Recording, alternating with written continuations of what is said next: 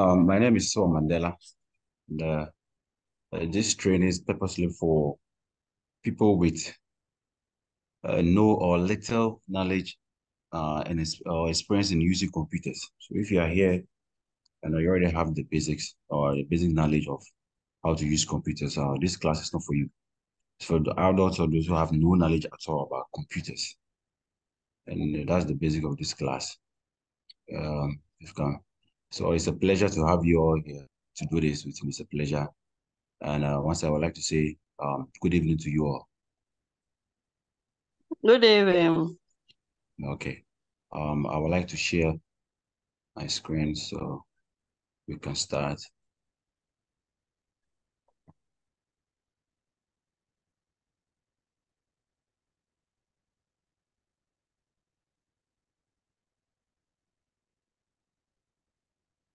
Okay, so please let's begin. So please at the end of this basically what we'll be doing for this section for this section. This is what we'll be doing. We'll be doing some introduction to computers, and then from there we'll look at some components of a computer, where we'll talk about some of the things that might come together to make a computer function. Then we'll talk about operating systems. And when we get to operating system, we are going to learn about how to install Windows operating system.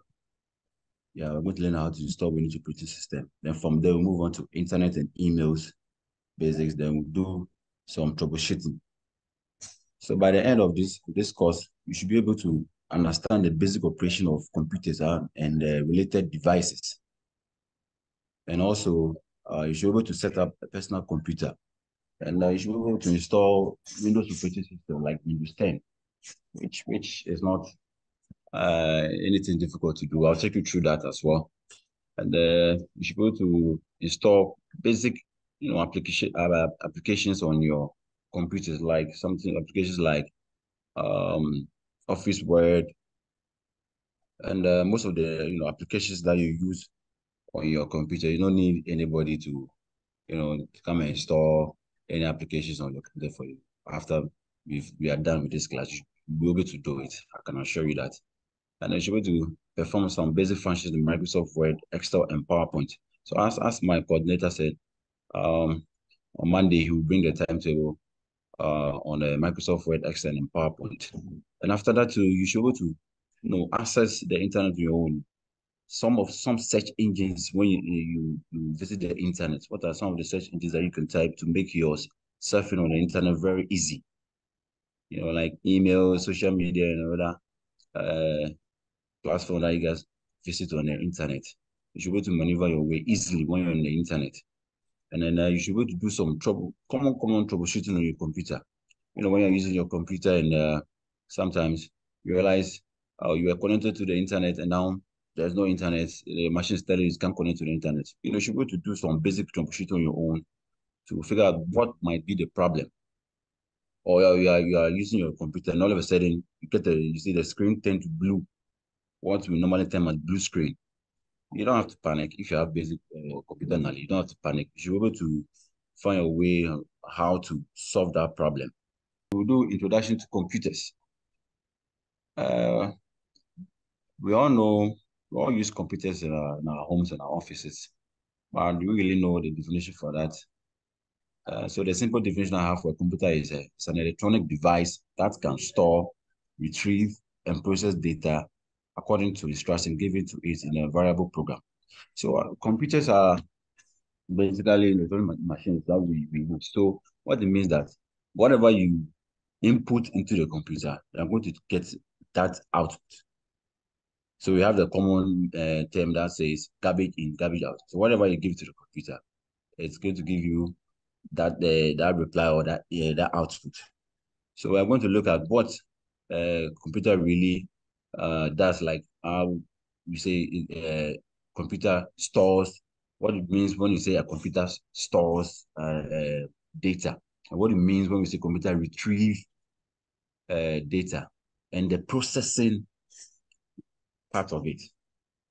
So we're going to look at some of the functionalities. So I hope you all understand what the definition of a computer is. Please, if you have any questions along the line, please, you can just raise your hand and I'll just explain it to you. So I hope you guys Okay. are okay with the definition of the computer. Yes, please. Yeah, so it's just an electronic device that retrieves, stores data, retrieves and then processes data. Or instruction given to it by a variable program. What do you mean by a variable program? Like let's say a calculator on your computer can be some of the variable programs on it. So if you punch in 4 plus 4, that's the input you are giving it to the computer. So based on a 4 plus 4, it's going to display the answer to you, which is 8. So that's basically the output that you are getting. Now, before you punch 4 plus 4, the computer is going to process it. So that's the processing part of the definition of the computer. It's going to process it and it's going to give you the output, which is the answer. So talking about talk about input aspect of the computer, we're going to look at some of the functionality of a computer. So first, we talk about how computer accepts data as input.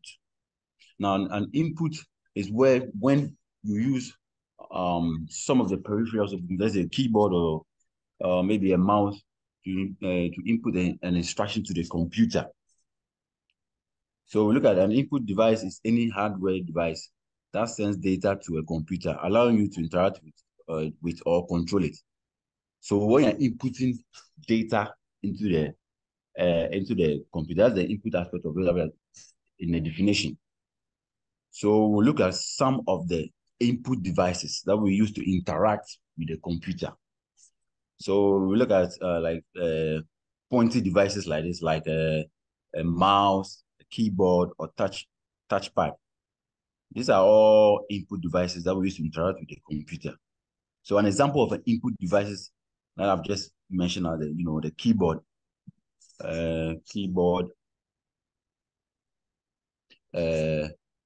scanner, cameras, or microphone. These are all input devices. So a scanner like this, you have the hard copy on a paper or A4 sheet. You put it on a scanner, it scans it, then process it, and it sends it to the computer as a soft copy. So by so doing, you are inputting data into the computer. So that's the scanner aspect of it. Then we can move to the camera. We all take pictures on our phone. And like most of these recent laptops that I have also take pictures. So if you're taking a picture with your laptop, you're inputting data into it. And like the microphone too, and also an example of input devices. Okay, good. Let's move on. So now we move to the output aspect of the definition of the computer. So when we say after you've input the data into the computer, after processing it sends it to you as an output. So when we say an output, what do we mean by an output? An output aspect of the computer is when whatever you've typed or whatever you are put in the computer is being displayed on your monitor for you to see. That is the output part of the definition of a computer.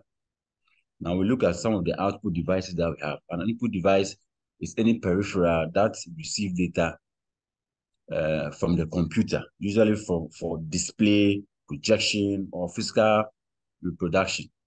So example of the output devices are the monitors. So most, in fact, all computers come with monitors. Because without that, we will not be able to get the output that the computer is giving to us. So like the monitor is just to display the output. And we have printers. Yes, printers are also output devices. Because or printers connected to your laptops or your desktop at home or offices. When you print out any document, anything that you print out is an output process. So when you print anything from your computer and is transfer it to the hard copy or the A4 sheet or the thing, it's an output process of a computer. And move to speakers. Yeah, speakers too. When you speak, you transfer into an audio or sound waves that we hear out of the speaker. So when you talk to your, like the way I'm talking through my computer and hearing out of your speaker at your end, that's an output aspect also, definition of a computer.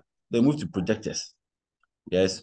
So like as I'm saying, as I'm displaying my PowerPoint and you are seeing your projector, if it were to be a face-to-face class, I would have used a projector to project everything on the screen, and that would be an output process. And then we have headphones, just like the speakers. They also gives out audio output. Very well. Okay. So now move to the storing aspect of the definition of a computer. So now after you've input the data and the computer have processed it, most of the times, or most of the time, everything that we do on computer, we have to store them for later use, either on a hard drive or on maybe any external pen drives or any external hard disk. So you have to install it on your computer for later use. So the storing aspect is when you store anything on your computer. That's the storing aspect of the definition of a computer. So a storage device is a hardware component that is used to store and retrieve digital data on a computer system. So example of a storage device can be your external hard drive, pen drive, like I mentioned. We have two two types of storage devices. We had a primary memory and we had a secondary memory. The primary memory is generally small the RAMs, what we call RAM or ROM. ROM. So when we say RAM, it means random access memory or read-only memory. They are the primary aspect of the storage devices of the computer. So then we move on to the secondary memory. Those are the hard disks, the CDs that we use, the DVD drives, the pen drives.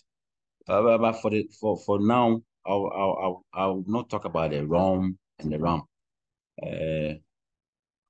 Next week we'll talk more about the RAM and the ROM. But for today's class, let's just limit it to this. So we have two types of storage device. We have the primary and we have the secondary.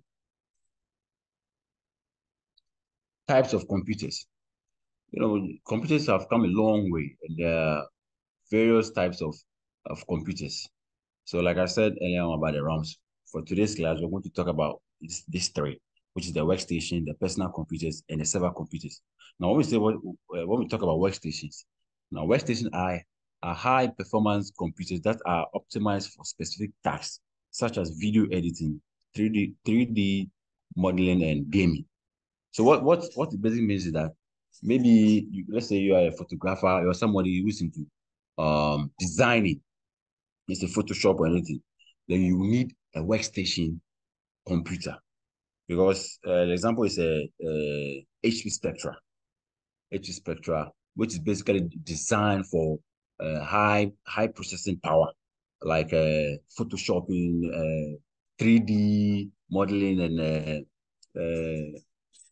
Corel Draw. So if you are somebody who wants to do a specific job, you have to go in for a workstation. And now we move on to personal computers. Personal computers are basically the laptops that we are using. Those are personal computer in your desktop that you use at home. That one is just used by individuals. So yeah, so that's a personal computer. Now we move to servers. Server computers. Server computers are computers that provide services to other computers on a network. So as you're sitting home right now, if you take your phone and you Google anything on your phone, you're looking for any information and you Google it, there's a server computer somewhere that is feeding you with the resources that you're looking for or the kind of information you're looking for. So that's basically what a server computer does. So if you are looking for anything on your computer, any information, your browser, anything you type, you get the outcome or the display on your laptop. It's a server somewhere that is feeding you with that information. So if you are thinking of maybe setting up a business or any company, and you would like to have some of your resources online, or you have a website to sell anything online, you at a large scale, you need a server, a server computer to do this kind of work for you. So these are basically the three types of computer that we'll be talking about for now. But as we move on, we'll be talking more about some types of computers. But for the sake of this class, we're going to talk about only these three. Please, does anybody have any question to ask so far? I want to ask a question. Mandela, I'm asking the class. Please, who can tell us the difference between a workstation computer and a server computer?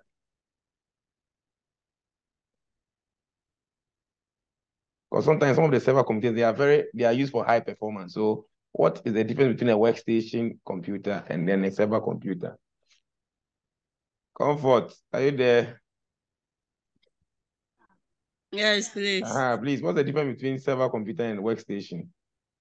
Answer for the whole class. People are depending on you to answer this question. Like with the workstation, as Sedu mentioned that somebody who wants to learn more on Corel Draw, D3 modeling, and then those video editing, you are those people who are to use the workstation. But with the server, you can be at home so that you'll be able to do things on your own. Being at home and doing things on your own, like sending email and then sharing files. Mandela, please, over to you. Okay, Comfort. I think she has the idea. Okay, so please let me go over again. With the workstation, when I'm saying workstation, there are type of computers that are built for specific task. That's a workstation. They are built for specific task. So, like as I said, if you are somebody that you are into Photoshop, okay, workstation is a type of computer that somebody who is more use because they are type of computers that are built for that specific task. You can't do you can't be somebody who's using who be doing Photoshop. You go and buy a Core i3 machine or dual core machine. You understand? Later on, we'll talk about the cores and the generation of computer. You can't be somebody who use 3D modeling, go and buy Core i3 or dual core machine. No. So the workstation are built for that type of task. Now, server computers, like I mentioned, we don't know where any server computers are. Like if you're on the internet serving, you don't know where any server computer is. But anything you search, you get the results. Those are the work of the server computers. They are built somewhere like Google, like this, have most of their server computers in Iceland, you know. So if you are sitting behind your computer and you type what is a computer, now the moment you click enter, there's a server computer somewhere who is going to fetch that answer from the internet and give it to you on your screen at your end. Those are server computers. They are made to serve workstation or other personal computers on the internet. Like I said, if you're into any company, a large scale company, and you want to host a website, you have to host it on the server somewhere. So if somebody wants to search, the A and B company, the person just have to go to their laptop or their phone, type your company name, and to be displayed on their screen for them to see. And it is that server that is doing that work. Okay. So with the workstations, you buy them, you work with them personally. Okay. But with the server computers, you don't see them. But they're somewhere, stations somewhere sometimes in different countries, and they serve you on the internet. So that's the difference between a workstation and a server computer. Do we understand it? Yes, please. So we talk about some generation of computers. Now in the early 40s and the early 50s, computers that were made are in the large scale. I mean, they have a large size. Some of the computers were made are very ridiculous. I mean, if you're looking for some of those pictures of computers made in those days, I mean, you So you even laugh at the size of that computers, like the vacuum tubes and the magnet drum. Very, very large and they're very, very expensive. Those machines rely on machine languages and punch cards. So please underline the word machine language. As we go on, we will talk a little bit about machine languages. Those are the first generation of computers. That was the early 40s and the early 50s. Most of the time, what they do is they have this thing called punch cards. So you put the punch card in this computer, they make tiny and smaller holes on these cards, and that is the kind of information that we rely on to work with. So that was what the only thing that the early computers were doing. You put in the punch card, it puts some holes in it. You read those holes and you make meaning out of it. Those were the early generation, the 1940s and 1950s. That was the only thing that computers were doing. So let's move on to the second generation of computers. Those computers, now the size started reducing. The second generation of computers, the size started reducing. Those are computers that use transistors and magnetic core memory. They were smaller and cheaper, and they use assembly language. And there's an assembly line language. Please, as we move on, we'll talk a little bit about assembly line languages and high-level languages. But for sake of this class, please, let's just limit to this. Okay, so we have first generation of computer, second generation of computer, and we have third generation of computers. Now, this generation of computer came along with keyboards, monitors, operating system, like what we use now.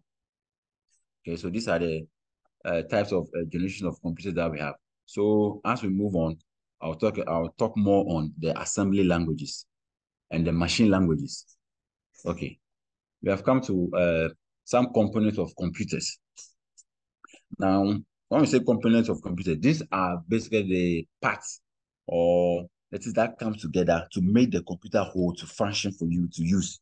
So the first thing that we're going to talk about is a central processing unit, which we all know as a CPU. Now, CPU, which is the brain of the computer that performs in fact, all of the tasks of the computer. Anything you do, anything you type, anything you do is being processed by the processor. And it comes in various types. We have the dual core, single line core, and a quad core. I don't want to confuse you a bit, so we'll leave it for now. The next week, we'll talk about the single core, the dual core, and the quad core. But for now, let's just focus on the component of computer, which is the central processing unit. Now let's move on to the next part of the component of the computer. We have the memory.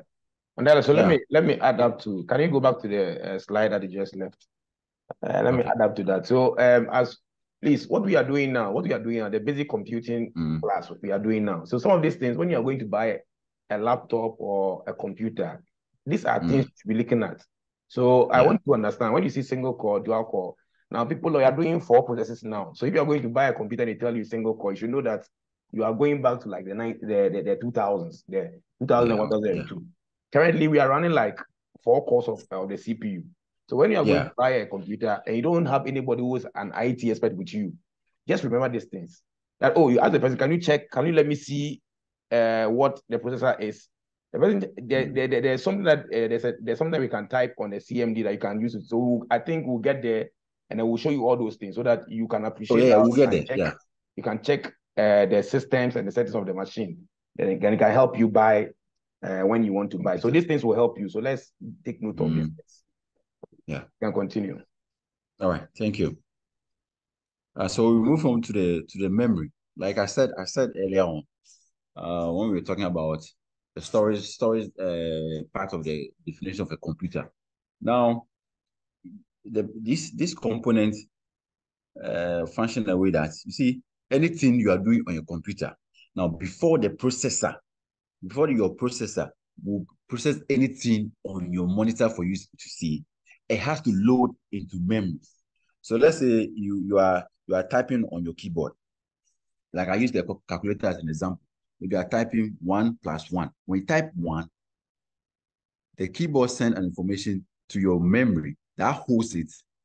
Then it sends it to your processor, who projects it or displays it on your computer for you to see. So we have 2 types. We have a ROM and a RAM.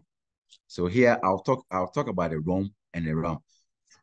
When you're going to buy a computer, now there's most of the times the speed of your computer also depends on your RAM. Aside the processor, the speed of your computer also depends on the RAM. So in those days, we have DDR2, or we have the DDR, then we move to the DDR2, then we move DDR3. Now we are using DDR4, which are the new ones that are in the system. So the speed, somehow the speed of your computer depends on the RAM, which is the memory. Okay, so the RAM, the function of the RAM on your computer is that anything that you are doing, or let's say you're watching a video or a movie, when you click on the movie for it, or you press on play, the movie in your hard drive will load into this RAM. This RAM will load into this RAM. That will hold the movie that you press play for the processor to process and project on your screen until you are done watching it. Okay, so that is the work of the RAM. Now, RAM stands for random access memory, and it is volatile. What it means that anything that you load into this RAM, as soon as you turn off your computer, it loses it. That's the RAM, random access memory. Anything you load, anything that this RAM component is holding, as soon as you turn off your computer, it loses it. Now let's move to the ROM. Now this stands for read-only memory. Read-only memory. Now you see sometimes when you turn on your computer, you see some ratings on your computer. It's telling you basically about the manufacturing date or the company that whose laptop, who manufactured laptop that you are using. All this information, when you turn on, all this information are stored in your ROM. Read-only memory means what the manufacturer has put into this component cannot be changed or cannot be edited in any way. Please, do we understand the difference between the ROM and the RAM? And this one is non-volatile. Yeah, it's non-volatile. So it means that anything that the manufacturer is putting on this, you can't change it. So I'll go over again. Now I'm saying memory as a component of a computer. What it does is it holds information for the processor to process it on your monitor for you to see. So like I earlier mentioned, anything that you're typing on your computer, maybe you've opened Word, anything that you're typing, when you type A, it loads into the RAM. That's the random access memory. It holds it for the processor to process it for you to see on your monitor. And it comes in various types. Like I said, we have the DDR, DDR2, DDR3, DDR4. Now the DDR were the first generations of RAMs, ROMs or RAMs or that we were using. And then they have this one have only single line of holding information, and they come in very low sizes. I think the first size of RAM that was produced was only 2 megabytes of RAM.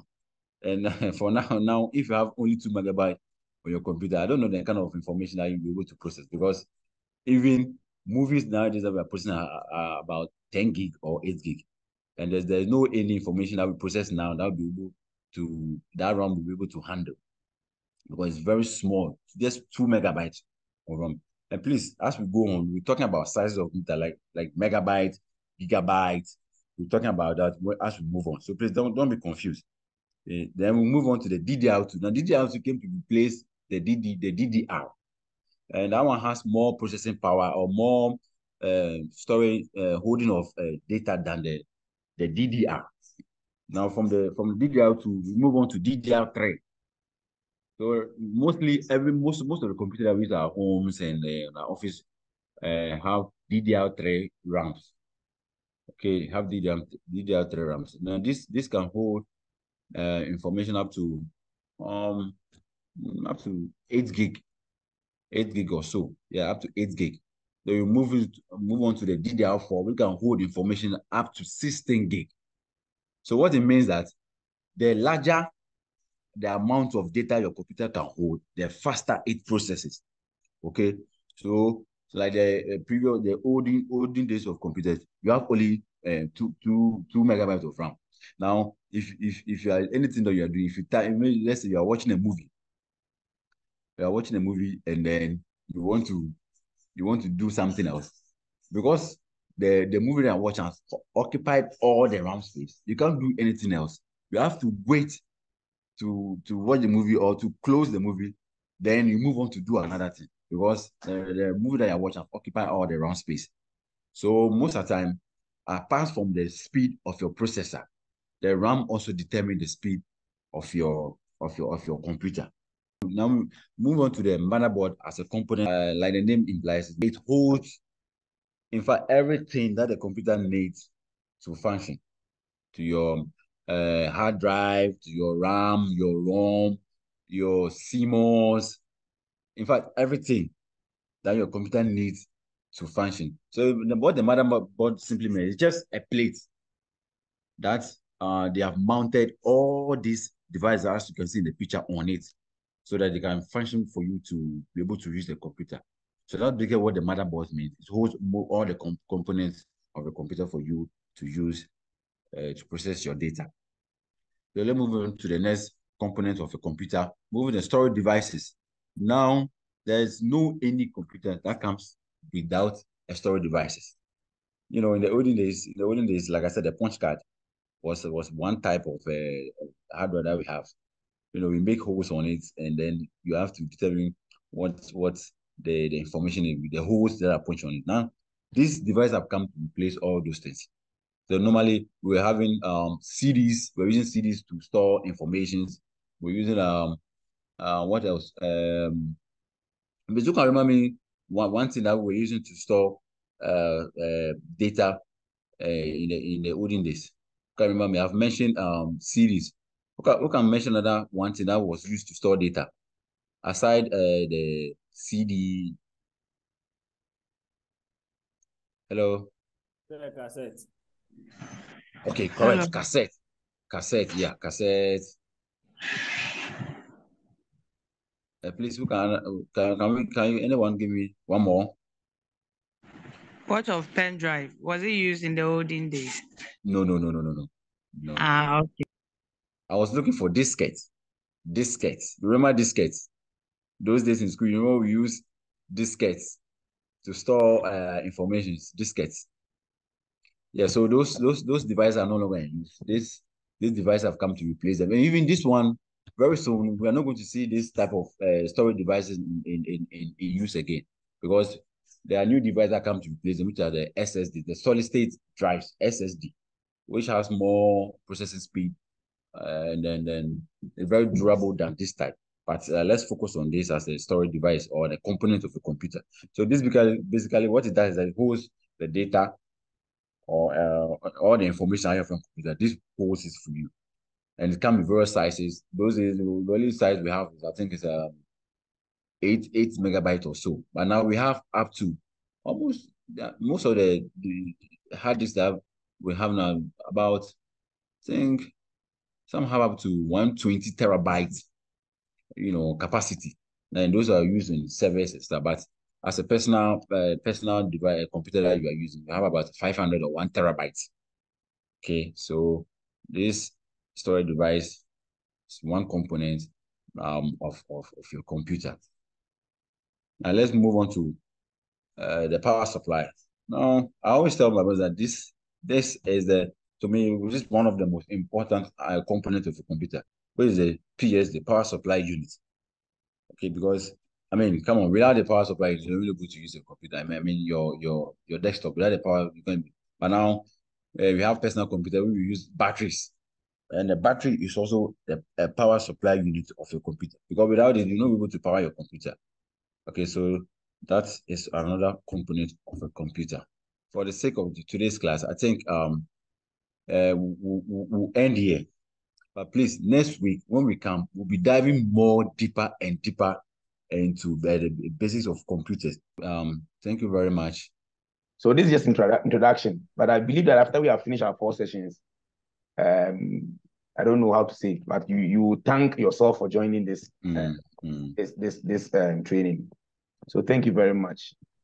Okay, sir. Sir, please, when you were talking about the functionalities of a computer, you spoke about the pointing devices and made example. You gave example of it. Which one is the trackball? The trackball, you see, the olden days, we have the olden days, the type of mouse that we use doesn't have the ball. You see, we have a mouse with a board, a screw ball under. You understand? A roller. Have you seen that mouse before? Oh, okay, yes, sir. Yeah, but then in the olden days, the ball was on the mouse that you use your hand to screw. You don't have to drag it for the ball to do the, No, I think those who have the Lenovo ThinkPad, the old ones, there's one on the keyboard. On the keyboard. You have to use that one. You have to use your hand to move the mouse. Yeah. Yes, that's the screw okay, ball on it. Okay. But we have one that is under the mouse that you just have to drag the mouse for it to move. But with the one that we are talking about, you have to use your hand. Okay. You use your hand on it. Yeah. Okay. Thank you. Please, you have to prepare. As for next week, this just introduction. Next week, going deeper. So please prepare. Okay, prepare for next week, and God willing, we'll meet next week. And thank you all for joining. Thank you very much for joining. Thank you. Thank you too. God bless you. Free IT course will continue next week. So this next Friday we'll meet again and we'll continue. Thank you for joining us. Okay, sir. Thank you. So have a lovely weekend. You too, boss.